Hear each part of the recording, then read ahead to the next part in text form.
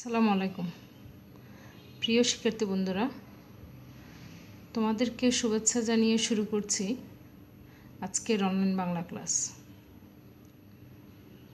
আজকে আমি তোমাদের সামনে উপস্থিত হয়েছি বাংলা দ্বিতীয় পত্রের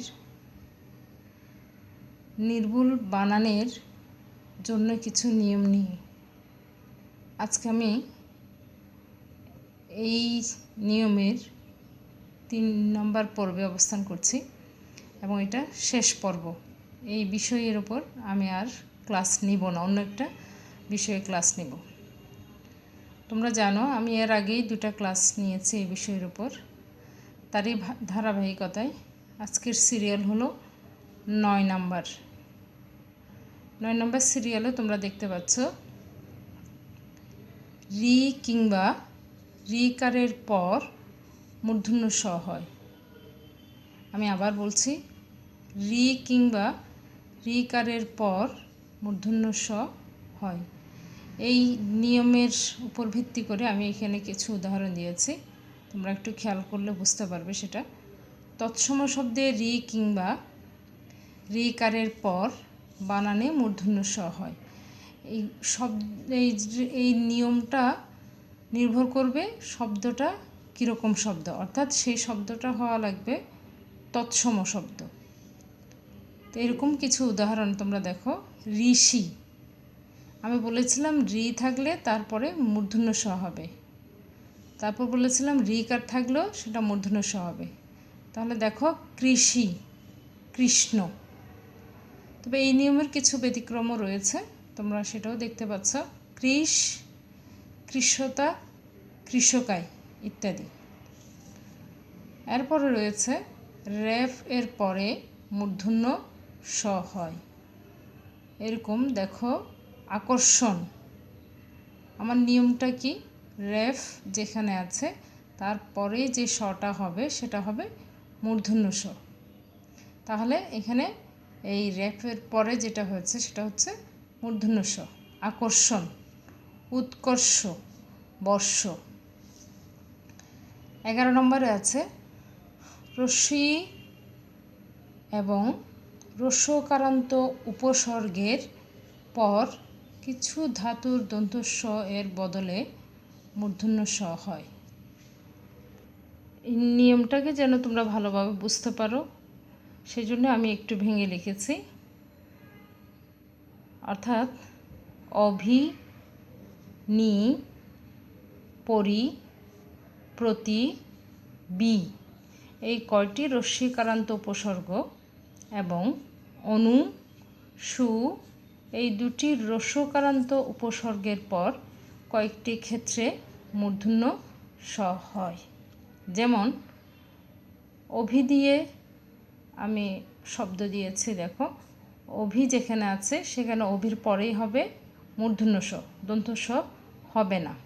অভিষেক, একই রকম আমি এখানে নি দিয়েছি, নির পরে কি হবে মূর্ধন্য স। নি, নিষেধ, পরি, পরিষ্কার, প্রতি, প্রতিষেধক, বি, বিষণ্ণ, অনু, রস্যকারান্ত এখানে আছে, অনুষঙ্গ, সু, সুষম। প্রিয় শিক্ষার্থীরা, তোমরা দেখতে পাচ্ছ এই যে এই কতগুলো উপসর্গ, এই কয়েকটি উপসর্গের ক্ষেত্রে আমরা এই নিয়মটা অনুসরণ করব। এরপরে রয়েছে 12 নম্বর, সেখানে আছে তৎসম শব্দে যুক্ত ব্যঞ্জনে ট, ঠ এর পূর্ববর্তী শীর্ষধ্বনি হিসেবে মূর্ধন্য স হয়। যেমন স্রষ্টা, রাষ্ট্র, বিনষ্ট, বৃষ্টি, মুষ্টিমেয়, উষ্ঠ, একনিষ্ঠ, কনিষ্ঠ, শ্রেষ্ঠ, সুষ্ঠু। প্রিয় শিক্ষার্থীরা, এই নিয়মেরও আবার একটু ব্যতিক্রম আছে, অর্থাৎ নিয়মের বাইরে গিয়েও কিছু শব্দ পাওয়া যায়, যেটাকে আমরা বলি ব্যতিক্রম। সেখানে আছে বিদেশি শব্দে, এর আগে আমি বলেছিলাম তৎসম শব্দের ক্ষেত্রে, এটা বলছি বিদেশি শব্দে। বিদেশি শব্দে এসটি ধ্বনির ক্ষেত্রে দন্ত শয়ট হয়, অর্থাৎ বিদেশি শব্দ যেগুলো আছে সেই সব শব্দে এসটির জন্য আমরা বসাবো দন্ত শয়ট, এখানে মূর্ধন্য শয়ট হবে না। এই নিয়মের উপর ভিত্তি করে আমি কয়েকটা শব্দ সাজিয়েছি এখানে, তোমরা দেখো। ম্যাজিস্ট্রেট এসটি, পোস্ট মাস্টার দুটা আছে এখানে, এসটি দুটা, post master. Studio, gastric, statue, breakfast. এইখানে যত শব্দ বলেছি সবগুলোই কিন্তু মূর্ধন্য শয়ট না হয়ে এসটি হয়েছে, কারণ এই শব্দগুলো বিদেশি শব্দ। আবার তোমরা একটু খেয়াল করে দেখো, এই নিয়মেরও আবার একটু ব্যতিক্রম আছে, সেই জন্য আমি লক্ষণীয় হিসেবে তোমাদের জন্য আলাদা করে রেখেছি। এই নিয়মে যদি আমরা বলি তাহলে এসটির জন্য দন্ত শয়ট হবে, কিন্তু দেখা যাচ্ছে এই দুইটা শব্দের ক্ষেত্রে কিন্তু সেই নিয়ম মানা হচ্ছে না। তাই এই দুইটা শব্দ আলাদা করে তোমাদের মনে রাখতে হবে।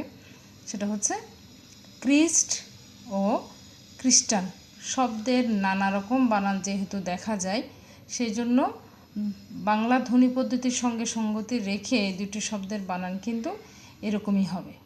অর্থাৎ খ্রিস্ট এই নিয়ম অনুসারে কিন্তু হওয়ার কথা ছিল এটা দন্ত শয়ট, কিন্তু তোমরা খেয়াল করো এখানে কিন্তু দন্ত শয়ট হয়নি, এটা হয়েছে মূর্ধন্য শয়ট। আমরা কিন্তু খ্রিস্ট শব্দ বা খ্রিস্টান শব্দ বা খ্রিস্টাব্দ শব্দ নিয়ে অনেক রকম শব্দ দেখতে পাই, কিন্তু সেই সবে আর নজর দেওয়া যাবে না, তোমাদেরকে এই নিয়মে এই শব্দগুলো লিখতে হবে। খ্রিস্ট মূর্ধন্য শয়ট ও খ্রিস্টান মূর্ধন্য শয়ট। আর এই নিয়মে লিখতে হবে খ্রিস্টাব্দ, যেটা নিয়ে অনেক বেশি ভুল চোখে পড়ে, বিশেষ করে আমি বাংলার টিচার হিসাবে সেটা একদম ভালো লাগে না দেখতে, সেই জন্যই আমি এটা শব্দটা এখানে লিখেছি।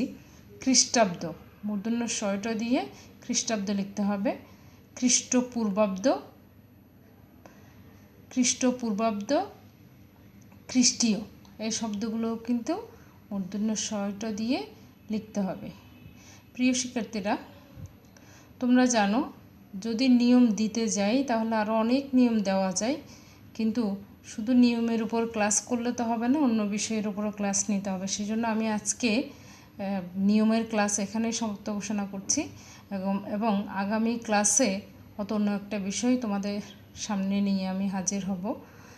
সেই জন্য ততদিন পর্যন্ত ভালো থাকো, সুস্থ থাকো। ধন্যবাদ সবাইকে।